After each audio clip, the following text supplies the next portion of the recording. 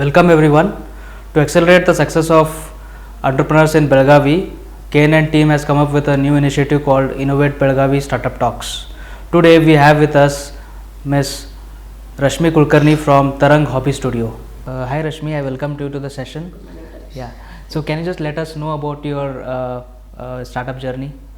Yes, Harish, and thanks for inviting me to your studio, and it's a real honor to be here. And I have a small little story about my studio. Like, I run a hobby studio by name Tarang Hobby Studio here in Belgaum, which is shortly known as Studio Tarang by people. Yeah, but we are registered in MSME in the name of Tarang Hobby Studio. So this was started in the year 2012-13. So I mean, like when I say 12 and 13, it was like the idea was conceptualized by around 12, and when I came on board and I registered myself, it was around 2013. So I am having an experience in the field of HR and administration for about 16 to 17 years in Bangalore. I'm a Bangalorean, now a Belgamite. Okay. So my husband is from Belgaum, and I shifted to Belgaum after my marriage. And though not immediately, I shifted later part, after a few years of my marriage, due to my work constraints. And yes, I was into HR and admin, and as I said, I got married to a Belgaum guy, and after some time I came back here. Then I joined Renuka Sugars, and my last tenure as an office was in GIT, where I was working as an office superintendent. And yes, after a long time I conceived, and when we were planning for a family, and yes, once I conceived, I had to leave my job because we were a nuclear family at that point of time. And since my parents all hail from Bangalore, no one is there here in Belgaum. And yes, I took a break from all my career. In 2012 my daughter was born, and then everything was very good, smooth, nice. And after around 8 months, when my daughter was around 8 months, I think all women will understand what I'm trying to say. There comes a point where whenever you're working for a long period of time and then you take a break, suddenly you get that setback, okay, I'm not doing nothing.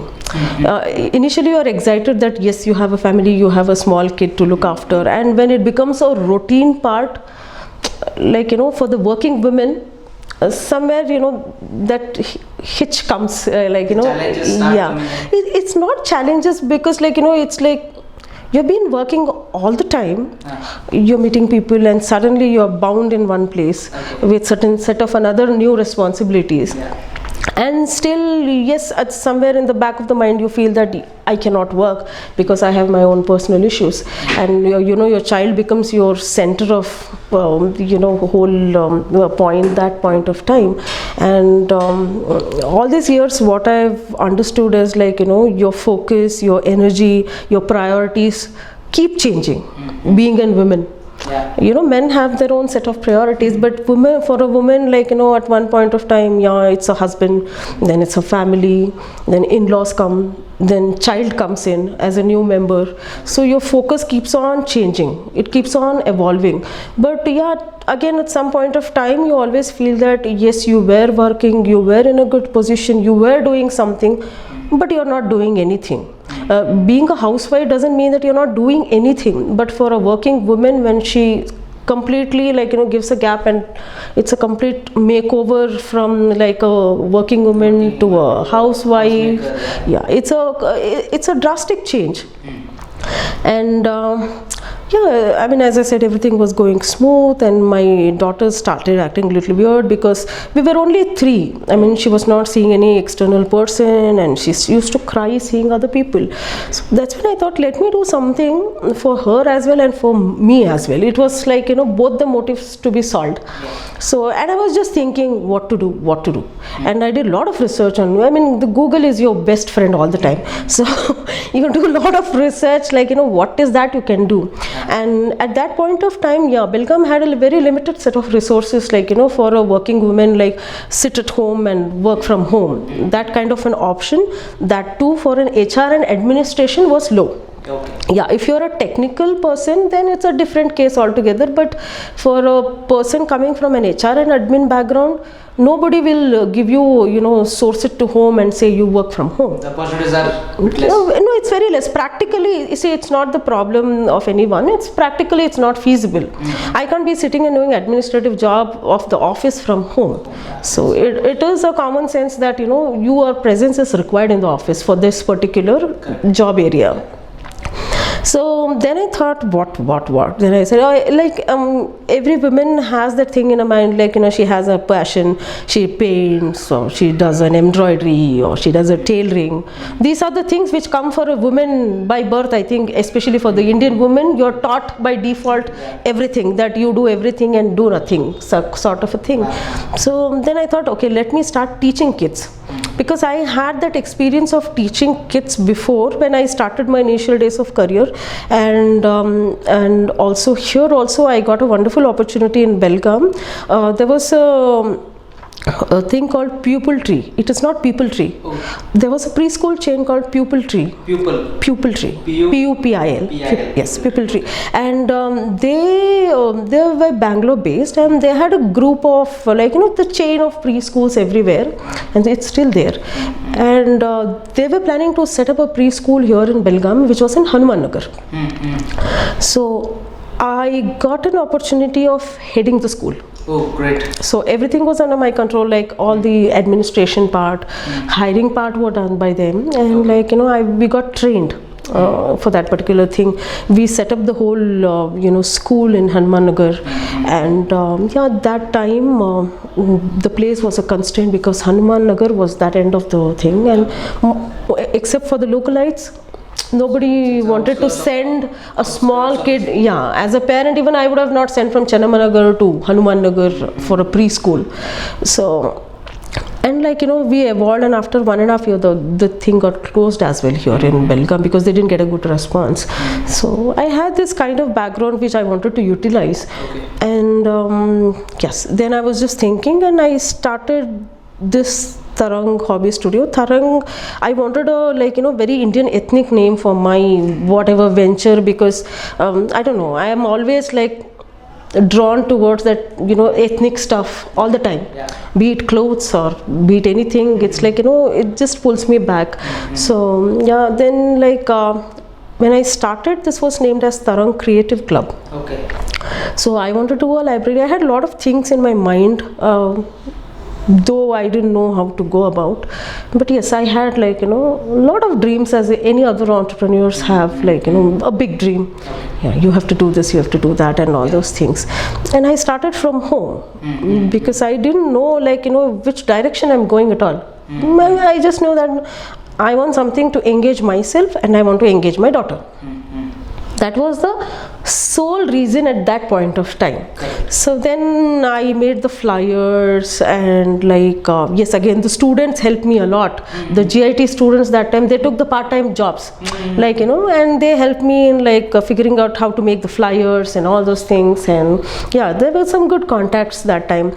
And marketing stuff and all. Yes. I mean, because I didn't know anything about the computer, how do you align, and how you make a flyer, your visiting cards. And I had, because I came from a professional background, I felt that those are required when you start. True. Those things are required for yes. So that was an advantage of working for a long time in a metro. And I just thought, and then yes, I had a friend of mine who had a stores in Tilakvadi first gate that time.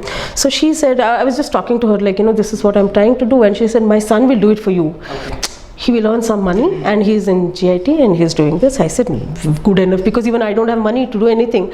So then we figured it out. That guy helped me a lot. They did a wonderful job actually. Okay.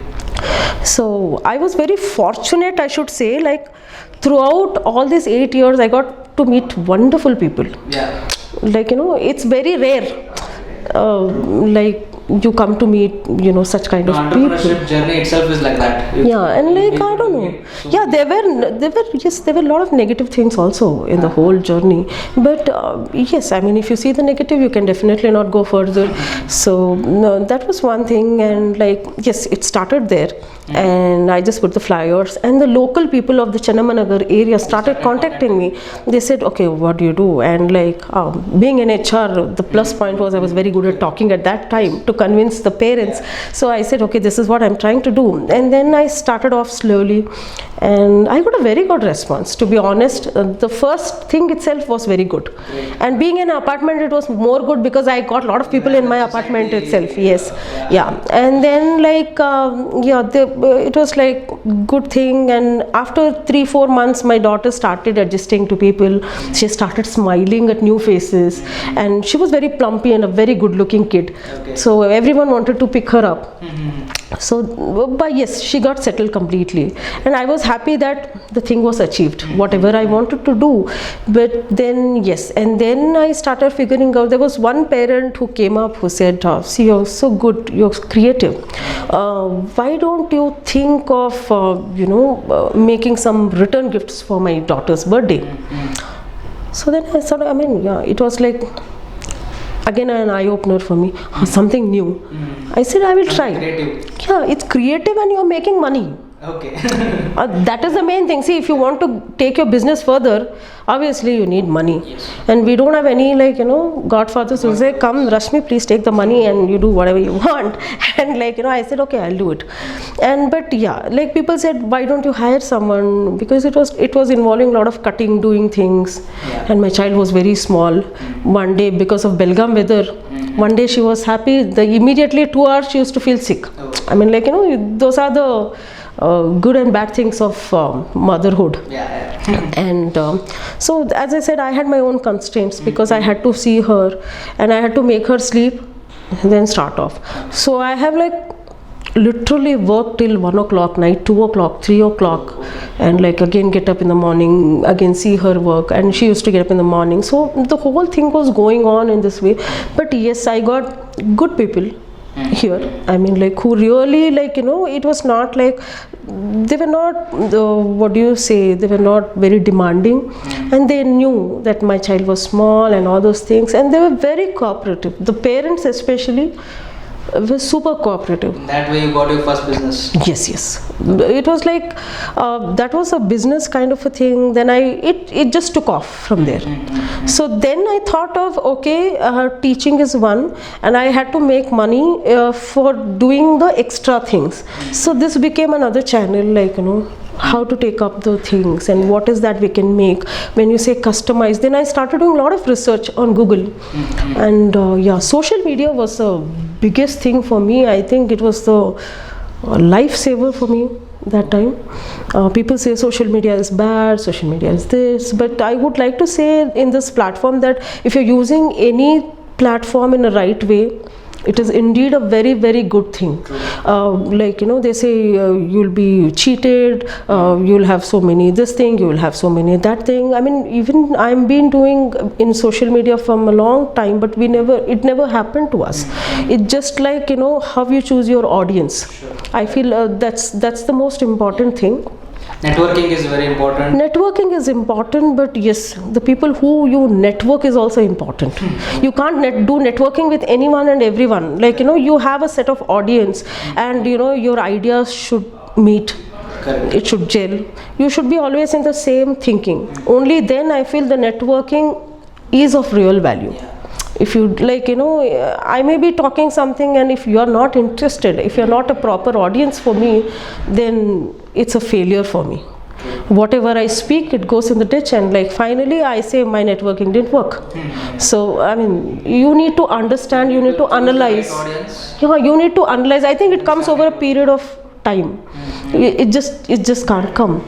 But yes, as I said, being an HR person, we always have that, that kind of an eye, like you get that sixth sense, like yes, this is the right person, this is not the right person. When you feel, just get back. So I always do that when you're talking. We'll be good, HR will be good at psychology. Definitely. And like it's a plus point for us, like when you're talking you can feel, is it genuine? Correct. Or no? You just sit back. As HR, after talking to so many people, strangers, we'll feel, whenever we speak to a new person, we'll feel whether this person, we can feel that the qualities of that person. So like this is how my journey started. And like now we are into various things, like yes, art, focusing art is one part, and how to utilize the art in teaching the kids is what we focus into right now. And apart from that, right now the boom with Studio Tarang is we are very good in shlokas and teaching Sanskrit right now. Sanskrit was my first language till my second year graduation, so I had the hold, but definitely grammatically I had lost the hold, like a long gap. So but yes, COVID taught us to learn many new things. So, and I think COVID gave me a boon. Instead of like people go on constantly craving COVID, but COVID has brought lot of good things in people. I mean, like in terms of business, or in terms of you upgrading yourself, being an entrepreneur, and what is that you can do, lot of arenas, what you can do, what you can work for. I think every other entrepreneur will accept what I'm saying, because you start thinking in many ways. After COVID, you were only like going in one direction, one path, without seeing, because we were convenient. This is okay with me, and I'm like earning, it's done and over for me. So I think that was one good part COVID brought us. And now we are known for Sanskrit and shlokas. So, and what I did was, we tried to incorporate again the art also in the shloka. So because we were in teaching the traditions and culture and the morals, what the normal kid used to have. So my only focus has been in this area, that whatever we are doing, we are trying to like only focus on the Indian art, Indian ethics or morals, whatever we have to teach for the kids, or whatever we are thinking that our kids should have. Because like we are actually generating a new set of generation now. Another 15 years of time, at least some values if they have, we are done with our job. That's what I feel, like that's what Studio Tarang is known for. I mean, Rashmi, what is Tarang?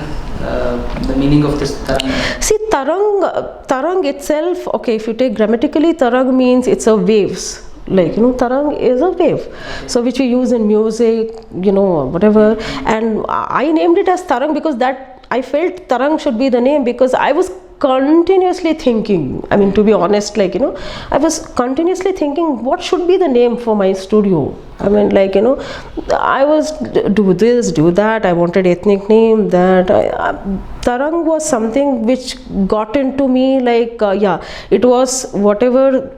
It is the waves of my mind, my thoughts put in together. Okay. So Tarang is about my thoughts being in place. Okay. So that's how Tarang involved. Thank you, Rashmi. You have explained us about how you started Tarang and its journey. So I just want to ask you, what were your challenges in your initial days?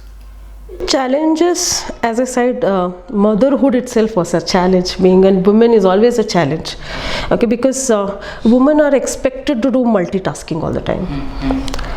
It's a general thing, it's not about me or someone else, because I think all the women will accept this. They are expected to do multitasking, whether I don't know, whether you rest or whether you don't rest, or whether you do or whether you don't do, but the set of responsibilities that she has to finish is enormous there. So like, I mean, that was a major challengehood for me, is like it was only motherhood, because single-handedly I had to do the things, and my husband was all the time, he was traveling, and but yes, my husband is the biggest critic for me, for my job, and he is equally supported. Yeah, and that was very good part, and like I had a very good family support. My parents were supporting, my husband was supporting. I think without my husband's support it could have never been into this shape. So yeah, as I said, he is a very big critic. Instantly points out the mistakes, and he himself, by like he's himself a perfectionist. So he seeks perfection in everything, be it cooking, be it home, be it work, whatever it is. So it is his mindset. And I think yes, my husband critics has helped me a lot in correcting myself over the period of time. I've done a lot of mistakes, like without mistakes I think we would have not been here.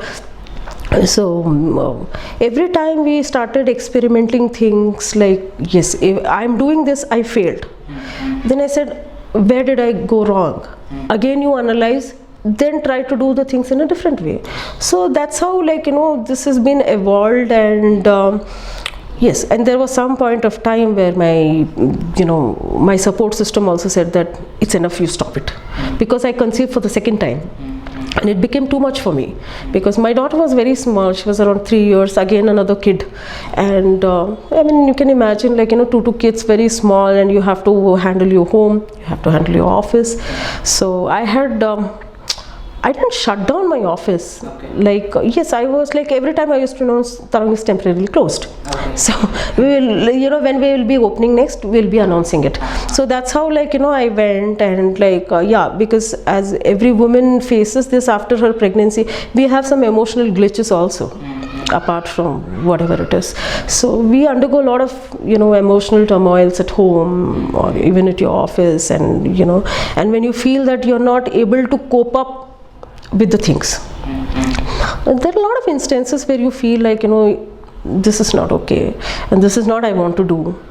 And again some people will say, what is this, you're taking break. And I mean, not everyone will know your struggles and everything, so it is fine. Initially I was very, very serious about, I used to get very nervous and okay, my name will get spoiled or something, because I had already built my own set of things. And now giving a temporary break, yeah, in that way I think Belgaum people helped me, supported me. Whenever I took a break, people used to ask me, Rashmi, what happened? If you have any issues, please come to us. So I got good mentors. When I talk about mentors, it's not only mentors cannot be only for your complete professional mentors kind of a thing. You need mentors for your emotional well-being also, and you need mentors for whatever it is. Having a mentor is very important. Yes, so very much necessary. Very true. So anybody is a mentor for you. My daughter is my own mentor, because whenever I used to do something creative, she used to say, Mama, you're doing this so bad. And sometimes you cannot think in their level. So even that also, they also become a mentor to us. Learning is everyday process. Yeah, it's very true. And being in a profession like teaching, yeah, I am it's like I'm a teacher. When people ask me, what do you do? I said, I'm teach. You teach in college or university. I said, why should I be a teacher only in college and university? I'm a teacher, I'm a mother, I'm a teacher. I'm I am teaching and I'm learning. And every day is a learning for us. Even till today, we have learned, I have at least learned a lot of things from my students, from my kids. First thing is, I think patience is what you learn from the kids. I was a person, I didn't have a patience at all. I mean I'm not really a very sober kind of a person. I'm always dynamic, and I've always been active and all those things. And I think the children help you to become stand still at some point of time. I'm talking of my own kids actually. So I think that is what I learned from my daughter and from my son. You know where to say no, where to say yes. So Rashmi, how many students you have trained so far? Well, trained in the sense, see, our kind of training is not that we set up a curriculum and then we finish it and we are done. So this is as I told you, the art, the culture, the morals, whatever we are teaching, it's an ongoing evolving process. And if you see, the morals, the values of the children have also changed, have also evolved in the period of time. So what values we had, our children feel they are outdated. This is mama, what is this? And like again you think I have to upgrade myself, my values to their values, but again I have to teach them what I want them, them to know. So like yes, when coming to the students, yes, it's like 50 plus. It's more than 50, and like we have now online classes also which is going on. Online classes right now we have around 20 plus kids for online, and offline yes, we have batches going on, and like we have new editions every other day. Okay, basically you teach shlokas and art. Yes, it's art, like through shlokas, through moral stories. That is what we are trying to do. And yes, when I say we talk about art, people think art is only about painting, drawing and other things. So art can come in form of anything. Like as I said, you be it a puppet show, be it a puppet, you make your own puppets. And like we give a platform to the child to talk by himself. We don't correct him. Wherever we want, we correct him. But like it's something like I say, okay, today you're making a Shivaji puppet. So I say, today you're making a puppet, so tomorrow you have to talk about Shivaji. So the child goes back home, they ask their mother, they ask their father, they ask their Ajji, they ask their Tata, whoever it is. They say, oh, what is Shivaji? Oh, how is it done? We all know. We know Jijabai, we know Shivaji, we know everyone, we know Krishna, we know Rama. But I say, who is Rama's mother? I don't know. Who is Rama's father? I don't know. And like, those things we are trying to inculcate in the kids. Like, in the whole process, whatever you're doing, it should be interesting for the kids. And they should be learning whatever, we have in our Vedas, or we talk about Upanishads, we talk about Bhagavad Gita. See, Bhagavad Gita, yes, we had some parents who said like, Rashmi, will you teach Bhagavad Gita? And when I say, how old is your kid? They say 4 years. Being a 40-year-old, I can't understand Bhagavad Gita. So what do you expect a 4-year-old to know what is Bhagavad Gita? As a parent, I feel like, somewhere we are wrong. As a parent, like we cannot expect the small ones to know what Bhagavad Gita is. But yes, definitely as a teacher, I can improvise myself like how to teach Bhagavad Gita in that particular age kid. So that is what research I am doing right now. Like, okay, if a parent comes and says like 4-year-old you teach Bhagavad Gita, so as a teacher I should be knowing like what can Bhagavad Gita, like how it can be told to a 4-year kid in her language or in his language. So that is the learning which I am doing right now for myself. Forget about the kids. I am doing that thing for myself right now. I am doing lot of study in fact, like and I've been associated with many professors across India right now who are into this kind of study and who are working towards the kids thing. See, Bhagavad Gita, yes, there are a lot of people, there are a lot of pandits who have learned Bhagavad Gita, Upanishads, Vedas and all, but we need a set of people like who can make me understand like how can I think like a 4-year-old kid and understand Bhagavad Gita in my level. So those are the things. And Rashmi, have you collaborated with similar organizations like you? For this thing, you have not collaborated? No, I have not collaborated because yes, as I said, for everything there is a history background. As I said, I have my own limited resources with my family or finance or whatever it is. When you say collaboration, you have to work in their terms. And like not completely, but still if you see like when I and you are collaborating, I have to somewhere agree. Whether I like or sometimes I don't like, I have to agree with you. I said yes. And like what happens now, I am so independent. Whenever I want, I come. Whenever I want, I go. When I'm not well, I say, parents, please oblige, I can't take the class. Parents say, ma'am, you please sleep. It's okay. We'll take the class next time. It's okay. And we adjust the timings accordingly. We don't go hard and fast rule. But when you when the collaboration word comes, You need to be yes. in their terms. Yes. See, in this particular field, at least like in what I do, I have never gone on hard and fast rule, nor being very professional. You know, with kids you can't be professionals. Yeah. Okay, with the kids you have to be like a kid itself. If they shout, there are at times like even I have shouted like along with them. You know, you have to come and see the energy in the class, and like, you know, how they act, even I also act in the same way. Okay. So they are very happy. Okay. It's very silly. If you come and you see, you feel what nonsense is going on in this class. But as a teacher, I connect with them. You need to connect. Yes. So see, if the person is very naughty, we also become very naughty at times, and like, you know, we completely get into that level, so that he comes to my level.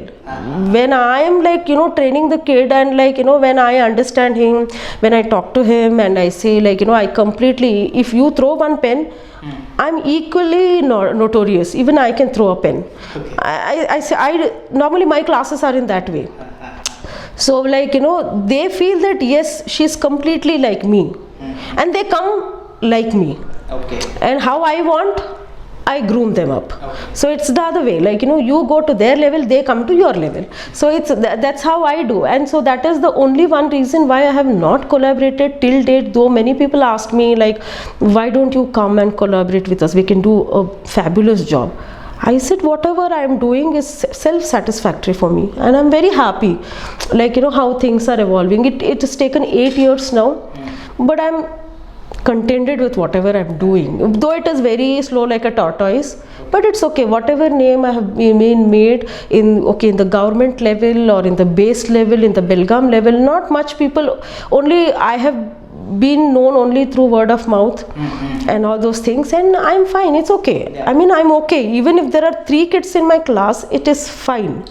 But like, you know, I don't want to become like, you know, take up a mass of kids and you don't know what you're doing, you get lost in the whole process. Not focus on a particular kid and the whole person. Yeah, I mean, see, we are teaching about morals, we are teaching about values of our Indian culture and all those things, and this profession is a very, very noble profession, and I can't become, see, many people asked me, sometimes my husband itself asked me, you have not earned anything. So it's fine, I have not earned anything. See, I'm not here to make money. Yes, I do need money, definitely. That is where my husband is supporting me. So it's something like, you know, I require money. But like whatever I'm earning, I'm going very slow, very steady. I mean, it's fine. Like, you know, I don't want to get that professional touch in my class. Yeah, I want a very basic, normal, like a mother-child bonding. As a mother, you know, we yell at kids. You know, they are back to us. You know, that bonding I have with my students, it's not like a teacher-kid bonding. It's like a mother-kid. I yell at them, they come, they sometimes they sit. There are some kids who sit on my head also, they play, they do everything and anything they want. But they are free to do anything. So I never go like in a traditional schooling way. Recently we had a 3.5-year-old kid. So like they said, sitting is a issue with the kids, the smaller ones, and like you know, I said just leave them. Wherever they want to roam around in the office, let them roam around. And that girl was, she didn't sit in the class, she didn't come. And then we started off the class, and then she came, and the kids started laughing. They be laughing, smiling, doing lot of, you know, mischief, and then they will be learning. Yeah. Along with that, they learn. And yeah, they like, you know, she went and she hopped to the second bench, then she saw everyone, and she hopped to another bench, she saw there, and again she hopped, and she came.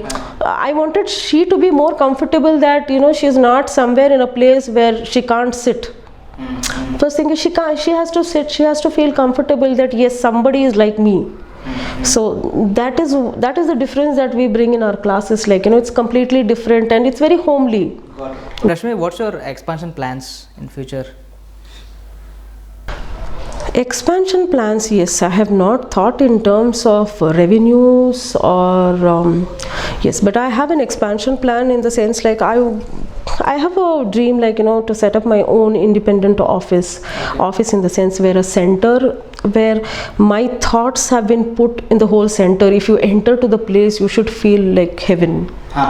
Like, yeah, it's a complete Indian kind of a setup. Like, right now also I have tried to incorporate it as much as I can in whatever small space that I have got.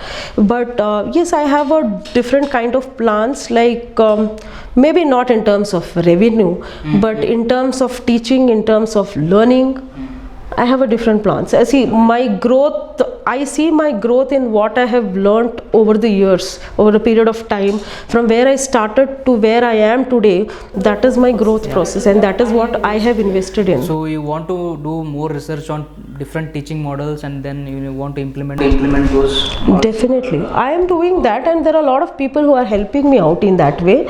And yes, I mean, everything is like, as I said, they are doing, you can say it for a free of cost, or even they are also passionate like me. So it's like, when two passionate minds come together, so I explore more opportunities, what can be done. So that is what right now I am trying to do. And definitely I want to, if I get a chance, I would definitely like to explore it in different parts in Belgaum, and how to take up the same kind of teaching either in the school or in the preschool. And those are the things which I have in mind, but I am like, still on papers. Things are going around, like, because as I said, over the period of time, that is what I have learned. You might think you might have many plans, but when it comes to execution, you have to be very, very perfect when it comes to execution, because I have failed sometimes in the execution. I had a lot of things in mind, but when it comes to execution, there were a lot of new problems, which arose. Like we had a painting competition, like, which was scheduled last year, and it was a national level competition which we hosted, and people had committed of sponsoring certain things, and the COVID also outburst at that point of time, and like people took back. Okay. And like, but it was such an awkward situation where I was facing the parents, not them. So like, parents know by me, not by the sponsors. And like when we are trying to get in sponsor from metros, like, and like, who had accepted and then who took back from what they did. And it was a very awkward situation for me, because like, I project into things in the wrong way. I never expected that things would change in this way. And like, at some point of time, I felt so guilty, like, I felt this is very bad what happened. And like, it demoralized me so much, to such a level that, I just couldn't overcome it for a period of time, because like I felt that, you have that guilt. I mean, like, some people go on, it's okay, but like when you get that kind of guilt within you, that you committed something and you couldn't reach that point of time. So I had that setback, like, but again, now I learned again a process, like, never believe anyone. So keep your things ready. Plan B should be ready. Yes. So like, you keep, no matter, even if you say no, I should be doing it. If you're not, helping me, so that is what I learned over the period of time, like, where to make the adjustments mentally, financially. Like, if you suddenly say no, do I have someone else backing up? That I had to think. I had no one to guide me, to be honest. Like, there was no one to guide, and this was my passion, so I took it up in a long term. But suddenly things changed. Suddenly people started talking about me, saying that, see, didn't happen. But nobody understood the struggles what I am undergoing. I was a single woman doing all sort of things, and trying to do something good for the children, but things shaped up so bad that, like people said, why? So in future you want to avoid the dependency. Completely. For collaboration, that I had right from the beginning, but this I had never expected. Like, this was the biggest learning in my whole 8 years of entrepreneurial journey. Like, what do you say, a big wave, one taranga, as you say, like, one came a shot and it just went, and like everything changed for me after that. Like, my thoughts, my thinking, like, then I said, no, don't ask any favors, don't ask any sponsorship from anyone. So whatever you are, how much ever you can commit, only do that much. I mean, that my husband used to tell me from long, but unless you get one you don't practically think about that. Rashmi, one more thing. Could you please tell us about your awards and all? I think you got recognitions from many organizations. So could you please tell us about those awards? Yes, I mean, yes, this awards. Yeah, it started somewhere. I mean, like, I really don't know. Like, there was like couple of features when we were doing I make do-it-yourself kits for the kids in terms of art and crafts, and we never sold it in Belgaum. Definitely, I only targeted the metro cities, because one good thing was, being from a corporate background, I had a lot of people whom I knew. And yes, and as you know, and you say that you are also from a corporate background, most of the companies in Bangalore give that kind of facilities to the employees' kids. They have something's happening over the weekends or month ends, like where they get all the employees' child in one place, and they do a lot of activities for employees and their kids and all those things. Engagement activities. Yes, so that is where I pitched in. Okay. Because I had a lot of contacts, so I pitched in there, and I joined a lot of women entrepreneurial WhatsApp groups. So, like, where it gave a boost to the business, whatever we were doing, and that was one part. And like, when we were doing that, somebody recommended my name for some of the magazine that time, and this Baby Chakra was a boom that time, and even it is right now. So they featured us, especially, and like it was a wonderful thing. Like, Baby Chakra is something like, it's a huge platform in India, and like, to be featured was an honor that time. And Smart Indian Women approached me, like they were shortlisting the Smart Indian women who have achieved something, and we were shortlisted in that, and I was like very proud. I mean, like, I don't know how people come to know, like, it's word of mouth or something like that. And when I asked, they said, like, we heard about your work in Bangalore, we heard your work in Bombay or something like that. And then, like, I was very happy that, okay, not here, somewhere people are recognizing us, some part.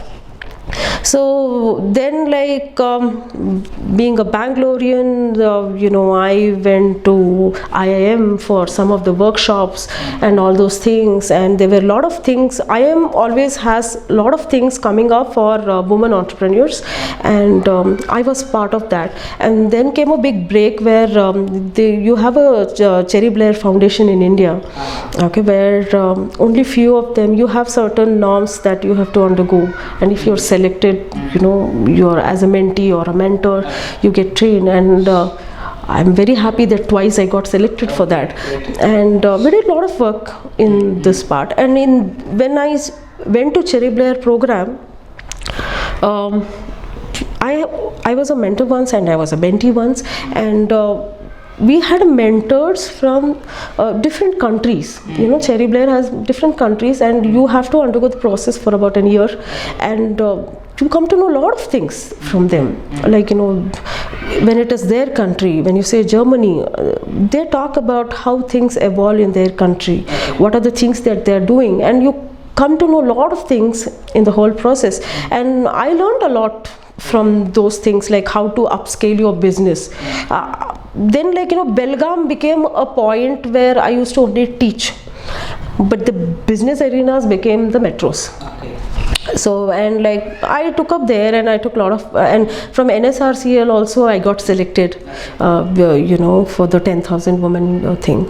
And we did a lot of things from there. I got a lot of friends, and then again, like, we were, the first big breakthrough was from the Karnataka government, like, where we got shortlisted for our educational activity work, what we are doing, and we were facilitated in Bangalore itself. That was the first breakthrough for me. That was the first award given. And like, for the for the education, everything for the education sector itself. And after that, like, we received several, we got selected for the South Indian Awards, South Indian Women Entrepreneur Awards, and all those things. And I had been to Chennai, we got felicitated in Chennai also. So that was one part. And recently, that is in Jan 2020 was the biggest breakthrough. What I got is like we got awarded from Nitin Gadkari sir, for the best creative studio for education under iVela. So we got awarded there, and that was the biggest breakthrough. And like you came to know a lot of people there, a lot of women entrepreneurs, and with the same thinking, with the same passion, but they were definitely in different sectors, not from the same sectors. So like we try to figure out like how we can work along with them for the business purpose, not for the education part, for the business part. And we had a lot of few women who used to make the paper bags and all those things. So that also I took the things as and when, how and when it came. You being a customer, if you say, Rashmi, can you do a bag for me? I never said no. Okay. I said yes, but give me time. So like, that's how we evolved. We never said no to anything. Okay. How things came, I took it. So you grabbed all the opportunities. Yes. So that was, that part. And lot of magazines featured us. It was a boom. And here in Belgaum, Indian Express featured us. And that was a very kind part of Naushad sir. And I mean, like as I said, Baby Chakra was thing. Mom, I was recognized first as a woman entrepreneur. Then I got recognized as a mompreneur, and then the whole concept changed. Like then I got recognized as an edupreneur, and everything was new to me because I never knew that this particular words existed. So like I was like okay, I mean like new titles, new people, and like Bangalore Insider covered us. And after the biggest thing for me is the Your Story. Yes, the Your Story, like among the 12 startups, like I was the 10th startup which got featured. So like it's an honor, like you feel so good to be like and I never advertised myself. I think that is one part which I didn't do. I never sold myself. I should have sold, because I didn't sell myself, because I didn't, as you said, like when we have an initial talk there, I knew I had a time constraint, I have a family constraint, I have my kids constraint, So you were recognized by your works. Yes, definitely. I am known, like as you said, I didn't know that you're Rashmi Kulkarni, you were Rashmi Tarang. So that is the kind of name that I think over a period of time that I've made, that people recognize me. Tarang, okay, Rashmi. They don't know as Rashmi Kulkarni. And recently when I had been to the workshop, they said, oh, how come I don't know you? I said, ma'am, we know each other. We are friends on Facebook, and I'm Rashmi Tarang. Oh, you're Tarang. Okay, then I know you. It's like, it's something they don't know. When I say Rashmi Kulkarni, nobody knows. When I say Tarang, yes, people know. And sometimes, you feel when you come out of that group, you feel contented that, okay, till whatever it is, plus or minus, at least you are known for something. And that's the good part of, being an entrepreneur. Rashmi, my last question. You have done many things for Belgaum, and you have been doing it from decades. Just want to ask you how we can innovate, how we can promote innovation, startups and entrepreneurship in Belagavi. I think this has to be done like how you are doing right now, because I am very simple, in that matter. Like, entrepreneurs, when you say entrepreneur can be anything and everything. So a woman selling a masala is also an entrepreneur, because she has her own ideas, she has her own recipe ideas which she is making at home, and she is trying to selling it. So where are we giving the boost to that low level? I don't know. Like I honestly request you, like you should cover more people like them, like who are really struggling. The small players.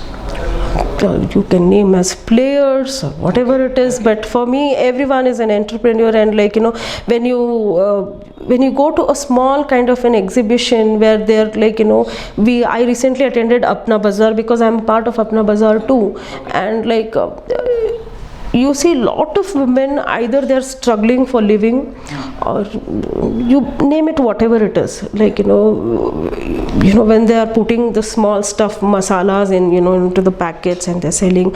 And we being educated, we know that we have lot of options now. I mean, as you said, when we talk about MSMEs everywhere, how an normal woman know about MSME?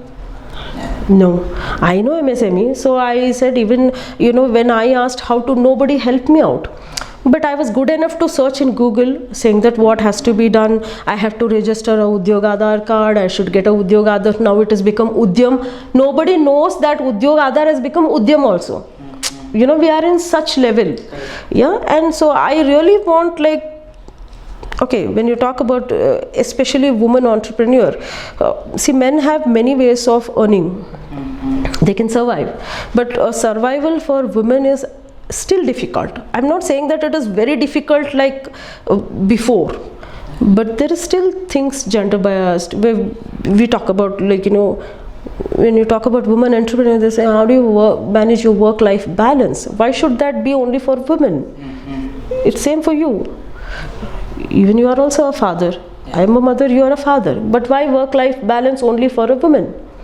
So I don't know. I don't have an answers for those things. So I am honestly requesting you, like, go to the grassroots levels, find out the people who are doing the basic jobs, and, like, once you give them the name to them, like, see, media plays a lot of role in promoting a person or demoting a person. They can either lift or destroy, according to me.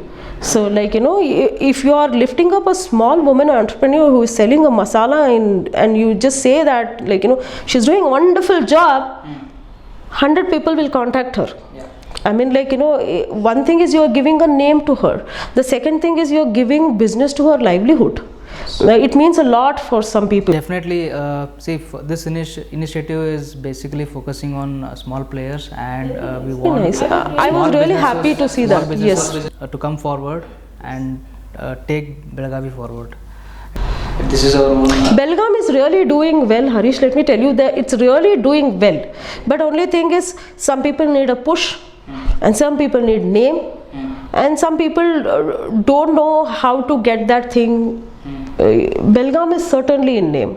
See, when I go to Indian Institute of Management or wherever, Belgaum is certainly in name. When we say I am from Belgaum, people know that there is some place. We are not in such remote city where, like, people don't know where Belgaum is and what the things they are doing. And there are a lot of people in Belgaum there who are doing innovative work. But some have a backup of, okay, when you talk about women entrepreneurs, they either have a backup of their husband's money or husband's name. The surnames are, backing up. I didn't have a surname at all. I was known by Kulkarni after coming to Belgaum. So we being a Bangaloreans, we don't have surnames. You can relate, like, we don't have much of surnames. Okay, and like here people are recognized by their surnames. They say, this person, this, okay. I mean, that thing has to be broken somewhere. Like, that's what I try to say.